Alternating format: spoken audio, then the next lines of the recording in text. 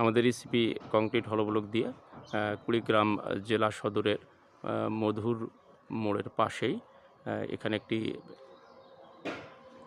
5তলা ভবনের দ্বিতীয় তলায় পার্টিশন ওয়ালের কাজ চলছে হলো ব্লক H6 অ্যান্ড H4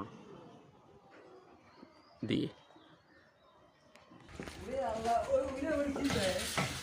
দেখুন, আমরা ভিডিও চিত্রের মাধ্যমে দেখাচ্ছি যে দ্বিতীয় তলায় আমাদের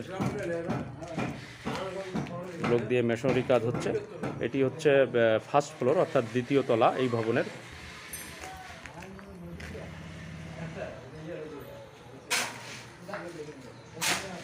আউটার ওয়ালগুলোকে এখানে H6 ব্লক দিয়ে করা হচ্ছে, আর ভিতরে যে পার্টিশন ওয়ালগুলো আছে এই